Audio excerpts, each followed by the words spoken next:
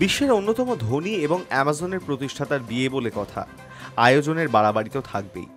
প্রথমে অনুষ্ঠান হওয়ার কথা ছিল স্কুয়েলা গ্রান্দে দেলা মিসেরিকোর্দিয়া নামের একটি ঐতিহাসিক ভবনে, কিন্তু স্থানীয়দের আপত্তি এবং পরিবেশবাদীদের চাপের কারণে অনুষ্ঠানের স্থান বদলে নেওয়া হলো ভেনিসের আর্সেনাল এলাকায়। এটি একটি পুরনো নৌঘাঁটি, যা নিরাপত্তার দিক থেকে অনেক বেশি সুবিধাজনক। এই অনুষ্ঠানে আমন্ত্রিত ছিলেন Oprah Winfrey, Mick Jagger, Kim ও Khloe Kardashian, Leonardo DiCaprio, Bill Gates, Barbara Streisand সহ আরও অনেকে।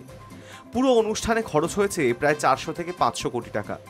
অতিথিদের জন্য ছিল আলাদা আলাদা থিমে সাজানো party, Gatsby party, foam party, night sweet party ইত্যাদি।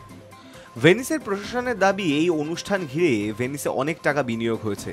বড় বড় হোটেল, রেস্তোরাঁ, নৌ পরিবহন এবং স্থানীয় বাজারে ইতিমধ্যেই ব্যাপক লাভ হয়েছে। তবে অন্যদিকে শহরের সাধারণ মানুষের অভিযোগ, তাদের স্বাভাবিক জীবনযাত্রা ব্যাহত হয়েছে। অনেক ব্রিজ বন্ধ, নৌযান নিয়ন্ত্রণে এবং বিভিন্ন এলাকায় পুলিশি নজরদারির কারণে ভোগান্তি বেড়েছে। নো স্পেস ফর বেজস নামে একটি সংগঠন শহরের বিভিন্ন স্থানে ব্যানার লাগিয়ে প্রতিবাদ জানায়।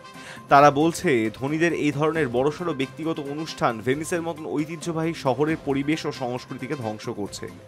পরিবেশবাদীরা অভিযোগ করেছেন, এই ধরনের উৎসবে বিপুল পরিমাণ কার্বন নিঃসরণ হয়। জানা গেছে, বেজোস ভেনিসের পরিবেশ রক্ষা ও জলাভূমি সংরক্ষণের জন্য প্রায় 3 মিলিয়ন ইউরো অনুদান দিয়েছেন। এর মধ্যে 1 মিলিয়ন ইউরো দেয়া হয়েছে কোরিলা নামের একটি গবেষণা সংস্থাকে।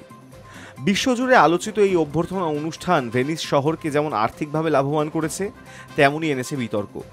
একদিকে আছে তাদের উপস্থিতি, বিলাসবহুল ভোজ আর সাজসজ্জা, অন্যদিকে আছে সাধারণ মানুষের অসন্তোষ ও পরিবেশগত উদ্বেগ।